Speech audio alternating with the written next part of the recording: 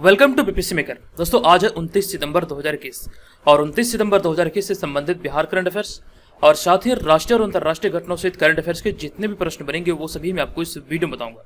लेकिन जो पिछले वीडियो में मैंने आपसे प्रश्न पूछा था उस प्रश्न को सबसे पहले देख लेते हैं।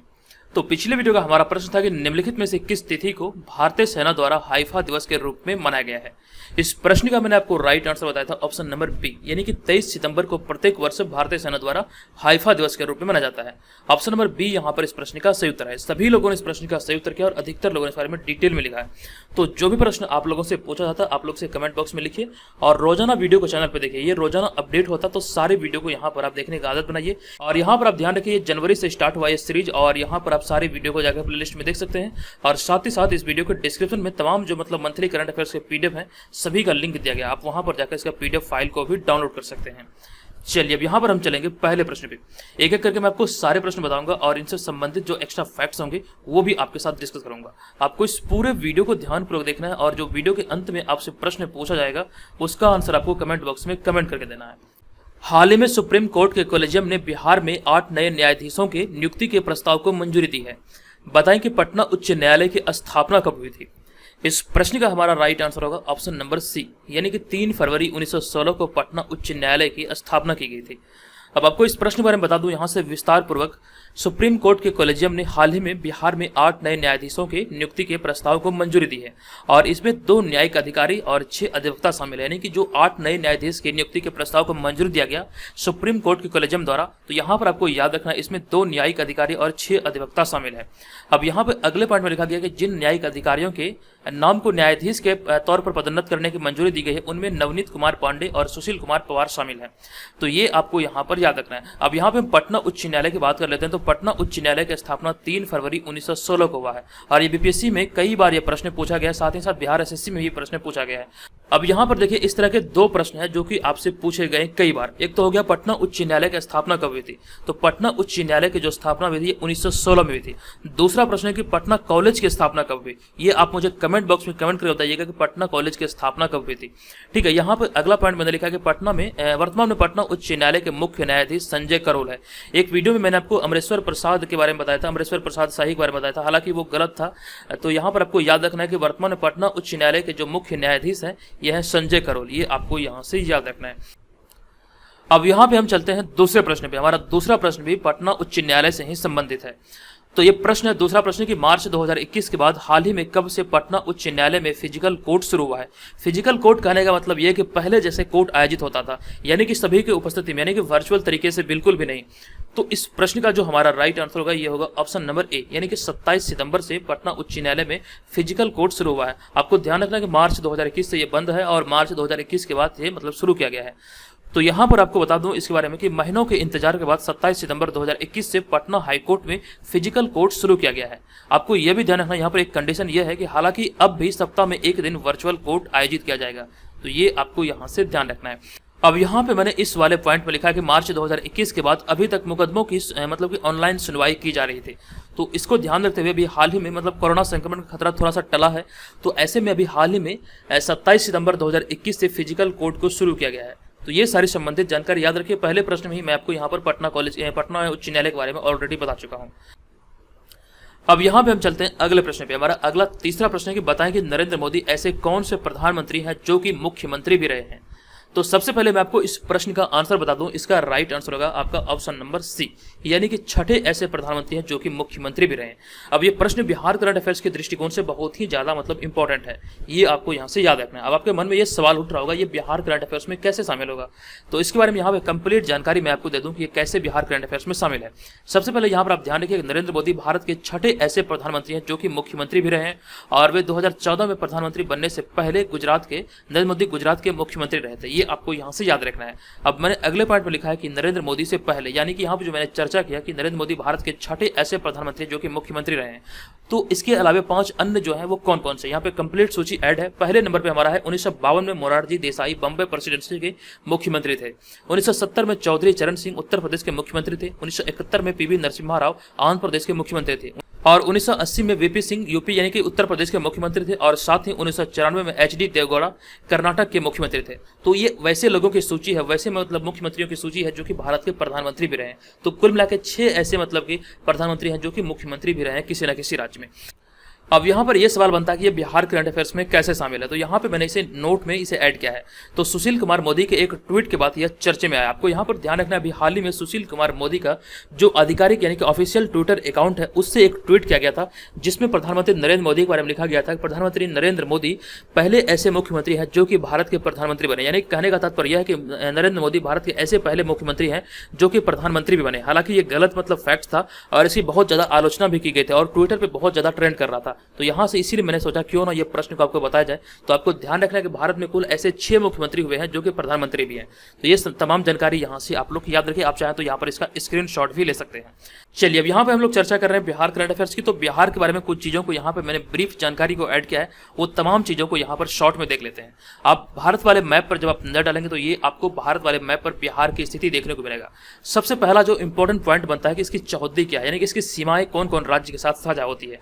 तो मैं आपको बता दूं कि बिहार की जो सीमा ये 3 राज्यों के साथ अपनी सीमा को साझा करता है। इसमें अगर हम बात करें इसकी चौहद्दी की तो सबसे पहले तो अंतर्राष्ट्रीय सीमा जो है नेपाल के साथ लगती है, लेकिन अन्य जो 3 राज्य है ये कौन कौन से वो आपको याद रखना है। तो दक्षिण में हो गया आपका झारखंड, पूर्व में हो गया पश्चिम बंगाल तथा पश्चिम में हो गया उत्तर प्रदेश। ये आपको यहाँ से याद रखना है।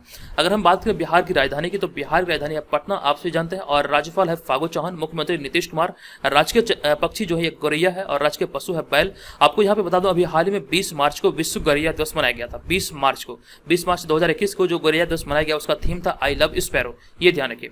राजकीय वृक्ष है पीपल, राजकीय फूल है गेंदा, और जनसंख्या घनत्व अगर हम बात करें तो बिहार का जनसंख्या घनत्व है 1106 व्यक्ति प्रति वर्ग किलोमीटर। लेकिन यहाँ पर आपको ये ध्यान रखना ये 2011 की जनगणना के अनुसार है। और ये भी पॉइंट आप याद रखिए, जब तक 2021 वाला जनगणना संपन्न नहीं हो जाता तब तक आपको 2011 के जनगणना से प्रश्न पूछे जाएंगे। ये तमाम चीजों को यहाँ से आप याद रखिए। अब अगर हम क्षेत्रफल की बात करें तो बिहार का क्षेत्रफल 94,163 वर्ग किलोमीटर है। अब यहाँ पर आपको एक और पॉइंट याद रखना चाहिए। जिस वक्त झारखंड राज्य का गठन हुआ था, यानी कि बंटवारा हुआ था बिहार और झारखंड का, तो झारखंड राज्य का जो गठन हुआ 15 नवंबर 2000 ईस्वी को, तो उस वक्त संपूर्ण भूभाग का 46% हिस्सा जो था ये झारखंड के क्षेत्र में गया और 54% हिस्सा जो था ये बिहार के क्षेत्र में रहा। तो ये भी पॉइंट याद रखिए। और अगर हम बात करें बिहार की प्रथम राजभाषा की तो हिंदी है तथा द्वितीय राजभाषा उर्दू है। बिहार की लंबाई 345 किलोमीटर तथा चौड़ाई 483 किलोमीटर है। विधान परिषद की 75 सीटें, विधानसभा की 243 सीटें और राज्यसभा की 16 सीटें तथा लोकसभा की 40 सीटें। यहाँ की जो प्रमुख लोक नृत्य है ये जाट जाटिन कजारी पानवारिया और विदेशिया बिहार की प्रमुख लोक नृत्य है। और जो आप यहाँ पर इस इमेज में देख रहे हैं 2 स्वास्तिक के बीच में बौद्धि वृक्ष, ये बिहार का राजकीय चिन्ह है। तो बिहार से संबंधित ये सारे फैक्ट्स को आप लोग याद रखिए। तो यहाँ पर जो इस प्रश्न का हमारा राइट आंसर होगा ये है ऑप्शन नंबर सी, यानी कि विजय गोखले इस प्रश्न का राइट आंसर होगा। आपको बता दूं कि नई पुस्तक the long game how the Chinese negotiate with India के लेखक भारत के पूर्व विदेश सचिव विजय गोखले हैं। ये आपको यहाँ से ध्यान रखना है। और इस नई पुस्तक में भारत चीन संबंधों की गतिशीलता को मतलब कि उजागर किया गया है। भारत चीन संबंधी गतिशीलता को इसमें उजागर किया गया है। अब यहाँ पे हम बात कर रहे हैं विजय गोखले की। तो विजय गोखले के बारे में आपको याद रखना ये भारत के पूर्व विदेश सचिव हैं। और यहाँ पे मैंने अगले पॉइंट में लिखा कि इससे पहले उनकी पहली पुस्तक Tiananmen Square the making of a protest मई 2021 में प्रकाशित किया गया था, जो कि इनकी पहली पुस्तक थी। इस पुस्तक का भी नाम आपको यहाँ से याद रखना है। और ये जो पुस्तक यहाँ पर आप देख रहे हैं the long game how the Chinese negotiate with India, ये इनकी दूसरी पुस्तक है। तो दोनों को यहाँ से याद रखिए। नेक्स्ट पॉइंट में मैंने ऐड किया कि विजय गोखले 2018 से 2020 के दौरान भारत के विदेश सचिव के पद पर थे। तो ये आप यहाँ से याद रखिए। अब यहाँ पे देखिए मैंने चर्चा किया भारत और चीन संबंधों की। तो भारत और चीन से संबंधित एक प्रश्न बीपीएससी जैसे परीक्षा में पूछा गया है, ठीक है। तो आपको यहाँ पर ध्यान रखना 1954 में जब तत्कालीन प्रधानमंत्री जो पंडित जवाहरलाल नेहरू थे, तो उस वक्त एक समझौता हुआ था चीन के साथ जिसका नाम था पंचशील समझौता। ये आपको ध्यान रखना है। उस समय भारत के तत्कालीन प्रधानमंत्री थे कौन, मतलब जवाहरलाल नेहरू, जबकि अगर हम बात करें चीन के प्रधानमंत्री की तो चीन के प्रधानमंत्री थे चाउ एन लाई। तो दोनों के बीच ये समझौता हुआ था जिसका नाम था पंचशील समझौता, 1954 में हुआ था। ये आप लोग यहाँ से ध्यान रखिए। ये प्रश्न बीपीएससी परीक्षा में पूछा हुआ प्रश्न है। अब यहाँ पर हम चलेंगे अगले प्रश्न पे। हमारा अगला 5वां प्रश्न होगा कि हाल ही में चैरिटीज एड फाउंडेशन यानी कि CAF वर्ल्ड गिविंग इंडेक्स 2021 में भारत को किस स्थान पर रखा गया है। यानी कि चैरिटीज एड फाउंडेशन CAF की वर्ल्ड गिविंग इंडेक्स 2021 में भारत को किस स्थान पर रखा गया है। तो इस सूची में भारत की जो रैंकिंग है ये 14वें स्थान पर रखा गया है। 20 मतलब कि देशों की सूची में ये 14वें स्थान पर है। अब यहाँ पर आपको बता दूं कि हाल ही में charities aid foundation world giving index 2021 प्रकाशित हुआ है और इसमें भारत को शीर्ष 20 उदार देशों की सूची में 14वें स्थान पर रखा गया है। और यहाँ पर इस सूची में यह भी कहा गया है कि भारत इस सूचकांक में सबसे तेज प्रगति करने वाले देशों में से एक है। ये आप यहाँ से ध्यान रखें। अब यहाँ पर इस रिपोर्ट में कुछ इंपॉर्टेंट फैक्ट्स भी शामिल है जो कि एग्जाम में पूछे जा सकते हैं। इसके अतिरिक्त जो है यहाँ पे मैंने बताया आपको 2 पॉइंट में, इसके अतिरिक्त और भी 2 पॉइंट है जो कि आपको यहाँ से याद रखना है। तो अगला हमारा है कि साथ ही इस रिपोर्ट में यह भी कहा गया कि 2020 में कोविड-19 महामारी के दौरान 61% भारतीयों ने एक अजनबी की मदद की है। 61% भारतीयों ने एक अजनबी की मदद की है और 36% भारतीयों ने दान किया है और साथ ही साथ 34% भारतीयों ने भारत में सामाजिक कार्यों के लिए स्वेच्छा से मतलब कि भाग लिया है। ये आपको यहाँ पर ध्यान रखना है। अब यहाँ पे अगला पॉइंट एक और है कि इस सूची में पहले स्थान पर इंडोनेशिया है, यानी कि CAF की वर्ल्ड गिविंग इंडेक्स 2021 में पहले स्थान पर इंडोनेशिया को रखा गया है और उसके बाद क्रमशः दूसरे, तीसरे, चौथे और 5वें स्थान पर जो आप यहाँ पे देख रहे हैं उसके बाद क्रमशः केन्या, नाइजीरिया, म्यांमार, ऑस्ट्रेलिया, घाना, न्यूजीलैंड, युगांडा, कोसोवो और थाईलैंड का स्थान है। तो यहाँ पर ये तमाम जानकारी को याद रखें और भारत को इस सूची में 14वें स्थान पर रखा गया है। तो इस सूची में 20 देशों को जगह मिला जिसमें कि भारत जो अपना भारत है ये 14वें स्थान पर है। अब यहाँ पे हमारा अगला छठा प्रश्न है कि निम्नलिखित में से किसके द्वारा हाल ही में fed to fail the crisis of children's diet in early life नामक रिपोर्ट जारी किया गया है। तो इस प्रश्न का हमारा राइट आंसर है ऑप्शन नंबर सी, यूनिसेफ के द्वारा अभी हाल ही में यह रिपोर्ट जारी किया गया। अब इस प्रश्न से जुड़ी हुई जितनी भी तमाम चीजें हैं उसे हम लोग देख लेते हैं। तो यह fed to fail the crisis of children's diet in early life नामक रिपोर्ट हाल ही में 23 सितंबर 2021 को यूनिसेफ द्वारा जारी किया गया था। ये आपको यहाँ पर याद रखना है। अब इस रिपोर्ट में बहुत सारी बातें कही गई है जो कि आप यहाँ पर तमाम चीज़ों को देख सकते हैं। तो इस रिपोर्ट के अनुसार 2 साल से कम उम्र के बच्चे को वह भोजन या फिर पोषक तत्व नहीं मिल रहे हैं जिनकी उन्हें अच्छी तरह से बढ़ने के लिए जरूरत है, यानी कि उनके पोषण विकास के लिए, अगर बात करें पोषण या फिर विकास के लिए जो भी मतलब पोषक तत्व की जरूरत होती है, तो ऐसे पोषक तत्व की उन्हें मतलब की जरूरत पूरा नहीं हो पा रही है। तो इस रिपोर्ट में ये सारी बातें कही गई है। अब यहाँ पर देखिए, इसी में मैंने आगे ऐड किया कि दरअसल जीवन के पहले 2 वर्षों में खराब पोषण का सेवन बच्चों के तेजी से बढ़ते शरीर और दिमाग को नुकसान पहुंचाता है। ये आपको यहाँ पर ध्यान रखना है। अब देखिए यहाँ पे पोषण की चर्चा हो रही है, तो यहाँ पे मैंने अगले पॉइंट में एक और पॉइंट को ऐड किया कि भारत में सबसे ज्यादा कुपोषित बच्चे उत्तर प्रदेश में है। लगभग ये जो आंकड़ा है ये लगभग 9 लाख के आसपास है। मैंने इसके बारे में कंप्लीट जानकारी पहले भी आपको कई बार दिया है। अब यहाँ पे कुपोषण की चर्चा हो रही है तो भारत के बारे में भी यहाँ पे चीजों को देख लेते हैं।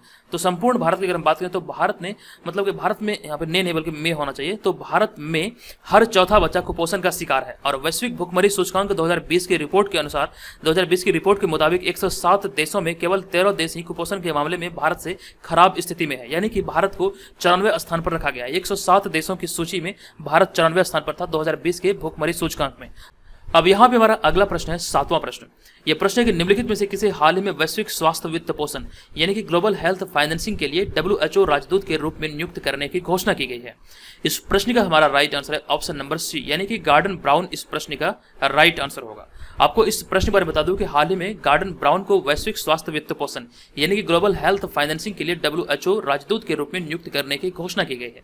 ये आपको यहाँ से ध्यान रखना है। अगर हम बात करें गॉर्डन ब्राउन की, तो गॉर्डन ब्राउन यूनाइटेड किंगडम के पूर्व प्रधानमंत्री है, लेकिन यहाँ पे हम बात करें वर्तमान प्रधानमंत्री की, तो वर्तमान में यूनाइटेड किंगडम के प्रधानमंत्री बोरिस जॉनसन है। ये आपको यहाँ पर याद रखना। अब यहाँ पे जो आप इस 3 पॉइंट में देख रहे हैं, ये 3 वो पॉइंट है जो कि यहाँ से आपके प्रश्न बनते हैं जो कि इंग्लैंड के प्रधानमंत्री से संबंधित है।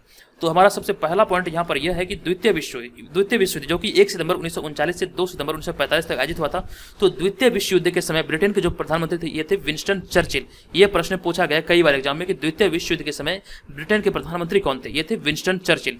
अब यहाँ पे देखिए अगले पॉइंट में मैंने एक और पॉइंट को ऐड किया विंस्टन चर्चिल से संबंधित। इन्होंने ही महात्मा गांधी को अर्धनग्न फकीर कहकर संबोधित किया था। ये पॉइंट यहाँ पे याद रखिए। और नेक्स्ट पॉइंट हमारा यह है कि भारत की आजादी के समय ब्रिटेन का प्रधानमंत्री क्लीमेंट रिचर्ड एटली थे, जबकि 1857 की क्रांति के समय ब्रिटेन का प्रधानमंत्री लॉर्ड पामस्टन थे। तो दोनों आपको यहाँ पर याद रखना, आजादी के समय कौन थे और 1857 की क्रांति के समय कौन थे, द्वितीय विश्व युद्ध के समय कौन थे। ये तमाम चीजें यहाँ से आप लोग याद रखिए। ये कई बार एग्जाम में रिपीट हुआ। मैं ऐसा नहीं बोल रहा हूँ कि एक ही बार पूछा गया, बल्कि कई बार ये प्रश्न रिपीट हुआ। ये चीज का ध्यान रखिएगा। जब आप प्रीवियस ईयर के क्वेश्चन बैंक को देखते होंगे तो ये सारी चीजें आपको देखने को मिलता होगा। अब यहाँ पर हम चलते हैं अगले प्रश्न पे। हमारा अगला 8वां प्रश्न है कि किसने हाल ही में डोर टू डोर कोविड-19 वैक्सीन लगाने की मंजूरी दे दी है। इस प्रश्न का हमारा राइट आंसर है ऑप्शन नंबर सी, यानी कि स्वास्थ्य मंत्रालय के द्वारा भी हाल ही में ये मंजूरी दिया गया है। आपको बता दूं कि हाल ही में स्वास्थ्य मंत्रालय ने डोर टू डोर कोविड-19 वैक्सीन लगाने की मंजूरी दे दी है, जिसके तहत अब लोगों को घर घर जाकर वैक्सीन लगाई जाएगी। ये आपको यहाँ से ध्यान रखना। अभी हाल ही में एक रिपोर्ट आया है, यानी कि सरकारी आंकड़ों के अनुसार अब तक देश में लगभग 66% आबादी को टीके की कम से कम एक खुराक दी जा चुकी है और 23% आबादी का का पूरी तरह से टीकाकरण हो चुका है, यानी कि दोनों टीका इनको लग चुका है 23% आबादी को, जबकि यहाँ पर आपको ध्यान रखना कि 66% आबादी को कम से कम एक टीका लगा है। ठीक है, तो ये तमाम चीजें यहाँ से याद रखिए। अब यहाँ पे बढ़ेंगे अगले प्रश्न पे। हमारा अगला 9वां प्रश्न होगा, निम्नलिखित में से किस बैंक ने हाल ही में सभी क्रिप्टो करेंसी लेन देन को अवैध घोषित कर दिया है? तो किस बैंक ने अभी हाल ही में सभी क्रिप्टो करेंसी के लेन देन को अवैध घोषित किया है? तो इस प्रश्न का राइट आंसर होगा हमारा ऑप्शन नंबर बी, यानी कि central bank of China. Option number B यहाँ पर इस प्रश्न का राइट आंसर होगा। अब आपको इस प्रश्न पर बता दूं कि हाल ही में सेंट्रल बैंक ऑफ चाइना ने सभी क्रिप्टो करेंसी लेन देन को अवैध घोषित किया है। चीन सरकार ने क्रिप्टो करेंसी से जुड़ी सभी संबंधित वित्तीय गतिविधियों पर प्रतिबंध भी लगा दिया है। तो इसको प्रतिबंध लगने के बाद ही मतलब इसे कह सकते हैं अवैध घोषित किया गया। तो ये आपको यहाँ पर याद रखना है। अब यहाँ पे क्रिप्टो करेंसी की चर्चा हो रही है, तो यहाँ से आपके प्रश्न बनना लाजमी है। कुछ पॉइंट है जो कि हाल ही के दिनों में बहुत ही ज्यादा चर्चे में रहा, तो इन्हें यहाँ पर हम लोग देख लेते हैं। तो हमारा अगला पॉइंट है कि मध्य अमेरिकी देश अल सल्वाडोर, ये देश का नाम आप याद रखिए, मध्य अमेरिकी देश है और इनका नाम है अल सल्वाडोर। तो अल सल्वाडोर ने औपचारिक रूप से बिटकॉइन को वैध मुद्रा के रूप में अपनाने वाला पहला देश बनाया पूरी दुनिया का। ये आपको यहाँ पर याद रखना है। बिटकॉइन को ही क्रिप्टो करेंसी भी कहा जाता है। तो बिटकॉइन एक वर्चुअल करेंसी है, इसकी जो शुरुआत हुई थी ये 2009 में हुई थी और इसे क्रिप्टो करेंसी भी कहा जाता है। यहाँ पे देखिए मैंने इसे आगे ऐड कर दिया है कि इसे क्रिप्टो करेंसी भी कहा जाता है। और इसकी जो शुरुआत हुई थी ये 2009 में हुई थी और इसकी शुरुआत सातोशी नाकामोतो ने किया था। और ये सातोशी नाकामोतो के बारे में मैंने आपको एक जानकारी पिछले वीडियो में दिया था, आई थिंक 10 से 15 दिन पहले दिया था, जिसके एक मूर्ति का अनावरण किया गया था। आपको बताना है वो मूर्ति का अनावरण कहाँ किया गया था, सातोशी नाकामोतो की मूर्ति का अनावरण कहाँ किया गया, आप मुझे कमेंट करके बताइएगा। अब यहाँ पे हमारा अगला पार्ट है कि जिस तरह रुपये की यूनिट पैसा और डॉलर की सेंट होता है, वैसे ही बिटकॉइन की यूनिट सातोशी होता है। यानी कि इसकी जो शुरुआत की गया था सातोशी नाकामोतो के द्वारा, इन्हीं के नाम पर इसे रखा गया है। इस सारी चीजों को आप यहाँ से याद रखिए। अब चलते हैं यहाँ पर अगले प्रश्न पे। हमारा अगला प्रश्न है 10वां प्रश्न। मौसम विभाग ने हाल ही में किस चक्रवाती तूफान के खतरे को देखते हुए रेड अलर्ट जारी किया है? इस प्रश्न का हमारा राइट आंसर होगा ऑप्शन नंबर बी, चक्रवाती तूफान गुलाब के खतरे को देखते हुए अभी हाल ही में मौसम विभाग ने रेड अलर्ट जारी किया है। ऑप्शन नंबर ए यहाँ पर इसका राइट आंसर है। आपको यहाँ पर बता दूं कि मौसम विभाग ने चक्रवाती तूफान गुलाब के खतरे को देखते हुए रेड अलर्ट जारी किया है। लेकिन यहाँ पर आपको यह भी ध्यान रखना, यह इस साल यानी कि 2021 का तीसरा चक्रवाती तूफान है। इससे पहले जो पहला चक्रवाती तूफान था इसका नाम था यास, जबकि दूसरा चक्रवाती तूफान जो आया था दूसरी बार ये ताउतो या फिर तौकते भारत में दस्तक दिया था। ये दोनों आप यहाँ पर नाम याद रखिए। यास जो था ये पहला था और दूसरा जो हमारा था ये ताउते था और तीसरा जो भी आया है ये गुलाब। ये तीनों को यहाँ से आप याद रखिए। अब यहाँ पे चलते हैं अगले प्रश्न पे। हमारा अगला 11वां प्रश्न है कि केंद्रीय वित्त और कॉर्पोरेट मामलों के मंत्री निर्मला सीतारमण के अनुसार भारत कब तक 2000 अरब डॉलर के निर्यात का लक्ष्य तय किया है? इस प्रश्न का हमारा राइट आंसर है ऑप्शन नंबर बी, 2030 तक इसे मतलब कि कह सकते हैं लक्ष्य निर्धारित किया है। ऑप्शन नंबर बी यहाँ पर इस प्रश्न का राइट आंसर होगा। अब आपको यहाँ पर बता दूं, केंद्रीय वित्त और कॉर्पोरेट मामलों के मंत्री निर्मला सीतारमण के अनुसार भारत 2030 तक 2000 अरब डॉलर के निर्यात का लक्ष्य तय किया है। ये आपको यहाँ पर ध्यान रखना है और इसकी जानकारी उन्होंने मुंबई में भारतीय बैंकिंग संगठन की 74वीं आम बैठक को संबोधित करते हुए दिया। यानी कि केंद्रीय जो मतलब कि कॉर्पोरेट और वित्त मामलों के मंत्री हैं निर्मला सीतारमण, इन्होंने अभी हाल ही में 74वीं आम बैठक में दिया, जो कि भारतीय बैंकिंग संगठन का ये 74वां संस्करण था। इसी बैठक में इन्होंने मतलब संबोधित करते हुए ये सारी जानकारी दी। अब यहाँ पर चलते हैं आज के इस वीडियो के प्रश्न की ओर। आज की इस वीडियो का हमारा प्रश्न है, हाल ही में निम्नलिखित में से बिहार के किस पूर्व प्रधानमंत्री की 107वीं जयंती मनाई गई है? कंप्लीट जानकारी मैंने आपको इस प्रश्न से संबंधित दिया है। इसका आंसर क्या होगा कृपया आप लोग मुझे कमेंट करके बताइए। आप चाहें तो यहाँ पर इस बारे में डिटेल में भी लिख सकते हैं। और जो लोग हमारे पेड ग्रुप को ज्वाइन करने इच्छुक है, यहाँ पर इस व्हाट्सअप नंबर पर हमें pre21 लिख के मैसेज करें। ध्यान रखें आपको कॉल नहीं करना बल्कि मैसेज करना है। तमाम चीजें यहाँ पर आपको जानकारी तौर मिलेगी और साथ ही साथ आपको यहाँ पर डेमो पीडीएफ भी मिलेगा। आपको ध्यान रखना है डेमो पीडीएफ देखने के बाद आप इसे निर्धारित करेंगे आपको इसे ज्वाइन करना या फिर नहीं। आपको ध्यान रखना ये तमाम जो मतलब मटेरियल होंगे ये हिंदी में उपलब्ध होंगे। आइए अब यहाँ पर जानते हैं क्या क्या चीजें आपको यहाँ पर पेड ग्रुप में दिया जाएगा। वो तमाम चीजों को हम लोग एकदम से डिटेल में देख लेते हैं। अगर आप घर बैठे रहकर बिहार में आयोजित होने वाले किसी भी कम्पिटेटिव एग्जाम की तैयारी में लगे हैं तो यहाँ से आप अपनी तैयारी को बेहतर कर सकते हैं। आपको बता दूं कि अभी हाल ही में इस चैनल के माध्यम से एक ई बुक लॉन्च किया गया। आप यहाँ पर इस इमेज में देख सकते हैं। इस ई बुक की खासियत यह है कि विगत 28 वर्षों से बिहार में जितनी भी परीक्षाएं आयोजित हुई है उसके प्रश्नों को इसमें शामिल किया गया। ये हिंदी और अंग्रेजी दोनों भाषाओं में, यानी कि ये बाइलिंगुअल है। आप इसे यहाँ पर देख सकते हैं। 2500 से अधिक प्रश्नों का इसमें संग्रह किया गया है। आपको यहाँ पर बता दूं कि प्रीवियस ईयर जो क्वेश्चन होते हैं वो आपके लिए बहुत ही ज्यादा इंपॉर्टेंट होते हैं, क्योंकि जब आप किसी एग्जाम की तैयारी करते हैं तो उस एग्जाम से संबंधित प्रीवियस ईयर क्वेश्चन का अगर आपके पास ई बुक हो या फिर बुक हो तो वो आपके लिए एकदम से वरदान सिद्ध होता है। क्योंकि प्रीवियस ईयर क्वेश्चन ही आपको ये बताता है कि प्रीवियस ईयर में किस प्रकार से प्रश्न पूछे गए हैं। वहां से आपको ये समझ आता है कि किस प्रकार से आपको तैयारी करना चाहिए, कहां से प्रश्न आपसे एग्जाम में पूछे जाते हैं। वो सारा समझ आपको प्रीवियस ईयर क्वेश्चन से ही आएगा। चलिए वीडियो में आगे बढ़ते हैं और यहाँ पर मैं आपको पेड ग्रुप के बारे में बताता हूँ। अगर आप घर बैठे 67वें बीपीएससी प्राइमरी परीक्षा और बीपीएससी सीडीपीओ इन दोनों परीक्षाओं की तैयारी में लगे हैं तो यहाँ से आप अपनी तैयारी को बेहतर कर सकते हैं। ये जो ग्रुप है ये आपको बीपीएससी सहित जो भी बिहार में परीक्षाएं आयोजित होती है सभी एग्जाम के दृष्टिकोण से ये महत्वपूर्ण हो सकता है। जो भी खास करके लड़कियों और महिलाएं घर बैठे एग्जाम की तैयारी करते हैं उनके लिए ये ग्रुप बहुत ही ज़्यादा इंपॉर्टेंट सिद्ध हो सकता है, क्योंकि यहाँ पर मैं बहुत सारी चीज़ें आपको बेहतर क्वालिटी का प्रोवाइड करा रहा हूँ। यहाँ पर आप सारी चीज़ों को देखिए, यहाँ पर आपको इस ग्रुप में क्या क्या चीज़ें मिलेगी ये आप सारी चीज़ों को देख के ही समझ पाएंगे। तो यहाँ पर सबसे पहले मैं आपको जो प्रोवाइड कराऊंगा ये होगा सबसे पहला हमारा टेस्ट सीरीज, जो कि बीपीएससी पैटर्न पर आधारित होगा। ये मॉडल सेट होगा। यहाँ पर आपको 50 प्रैक्टिस सेट देखने को मिलेगा और सारे के सारे प्रश्न जो इसमें होंगे वो आपको विद एक्सप्लेनेशन देखने को मिलेगा। ये बेहतर क्वालिटी का होगा। सारे के सारे प्रश्नों का एक्सप्लेनेशन आपको अच्छी क्वालिटी का देखने को मिलेगा, ये ध्यान रखिएगा। और दूसरा जो महत्वपूर्ण चीज आपको मिलेगा वो मिलेगा बिहार करंट अफेयर्स के अलावा राष्ट्रीय और अंतर्राष्ट्रीय करंट अफेयर्स, जो कि आपको एक वर्ष का करंट अफेयर्स यानी कि जनवरी 2021 से लेकर के दिसंबर 2021 तक के करंट अफेयर्स यहाँ पे आपको पेड ग्रुप में प्रोवाइड किया जाएगा। ये डेली मिलेगा, मंथली मिलेगा, साल का अंत होगा, वार्षिकांक भी मिलेगा। तो ये सारे यहाँ पे ध्यान रखिएगा।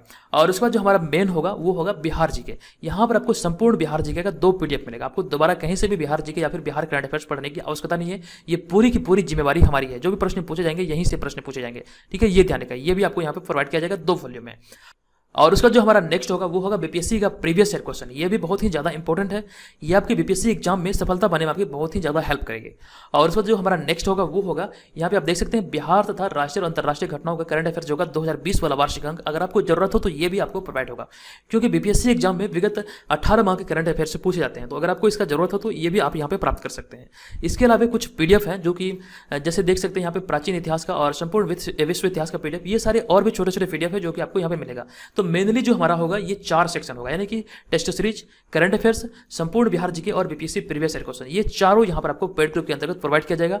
तो देखिए, अगर आप इसे ज्वाइन करना चाहते हैं तो यहां पर जो आपको ये व्हाट्सअप नंबर दिख रहा है, इसी व्हाट्सअप नंबर पे आपको pre21 लिख के मैसेज करना है। ध्यान रहे, आपको कॉल नहीं करना है बल्कि इस पे व्हाट्सअप पे मैसेज करना है pre21 लिख के। यहाँ पर आपको कंप्लीट इन्फॉर्मेशन दिया जाएगा कि यहाँ पर आपको क्या क्या चीजें मिलेगी, आपको कैसे पेमेंट करना है, वो सारी इन्फॉर्मेशन आपको ये मैसेज करने के बाद मिल जाएगी। अब यहाँ पर आप ध्यान रखिएगा, ये 1 वर्ष की वैलिडिटी के साथ है। इसका जो फी है ये 399 रुपया है। ये 399 रुपये में ये सारी चीजें आपको प्रोवाइड की जाएगी। 399 रुपया कोई बड़ी रकम नहीं होती है। अगर आप मार्केट में देखेंगे जो बीपीएससी का टेस्ट सीरीज अवेलेबल है वो आपको 1000 से 1500 रुपये में आपको 10 से 15 टेस्ट अवेलेबल कराता है। यहाँ पर मैं आपको 399 में आपको यहाँ में 50 प्रैक्टिस सेट, 1 वर्ष का current affairs, Bihar GK, BPSC previous year question, ये सारे मैं आपको यहाँ पे प्रोवाइड करा रहा हूँ। आपको क्वालिटी के मामले में किसी भी प्रकार के कोई संदेह नहीं होना चाहिए। अगर आप इसे डेमो मंगाना चाहते हैं तो व्हाट्सअप नंबर पर हमें pre21 लिख के मैसेज कीजिए, आप डेमो का डिमांड कीजिए, आपको डेमो पीडीएफ मिल जाएगा। वहाँ पर आप देखेंगे, वो आप क्वालिटी को देख के समझ पाएंगे किस प्रकार से हम यहाँ पे आपके लिए मेहनत कर रहे हैं और किस प्रकार से कंटेंट आपको प्रोवाइड करा रहे हैं। तो आप भी इसे ज्वाइन कर सकते हैं। आप अपनी तैयारी को बेहतर आयाम दे सकते हैं, अपनी तैयारी को नई दिशा दे सकते हैं। यहाँ से अगर आप हमारे मतलब इस स्टडी मटेरियल को फॉलो करते हैं तो आपसे मेरा वादा है कि इतनी सारी चीज़ों को कवर करने में आपका 40 से 50% समझिए कवर हो जाएगा। क्योंकि बीपीएससी परीक्षा में 150 प्रश्न पूछे जाते हैं, उसमें करंट अफेयर्स का जो सेक्शन होता है वहाँ से लगभग 38 प्रश्न पूछे जाते हैं। तो 38 प्रश्न हो गया। बिहार जीके अगर मैं 10 ही मान लूँ तो 38 10 कितना हो गया, 48 48 हो गया। और यहाँ पे मैं आपको बता दूं कि पिछले वर्ष जो 66वें बीपीएससी आयोजित हुआ था तो वहाँ पे हमारे टेस्ट सीरीज से 26 प्रश्न आए थे, 26 से 27 प्रश्न हमारे टेस्ट सीरीज से आए थे। समझिए इतने सारे यहाँ से मतलब प्रश्न हमारे स्टेट से पूछे गए हैं। तो आप भी यहाँ पर हमारे पे भरोसा करके इसको ज्वाइन कर सकते हैं और अपनी तैयारी को बेहतर कर सकते हैं, ठीक है, ये ध्यान रखिएगा। तो दोस्तों आप भी इसे ज्वाइन कीजिए, बहुत सारे मेंबर ऑलरेडी से ज्वाइन कर चुके हैं। चलिए मिलेंगे नेक्स्ट वीडियो में। ये वीडियो कैसा लगा कृपया कमेंट करके जरूर बताइएगा। चलिए धन्यवाद, जय हिंद।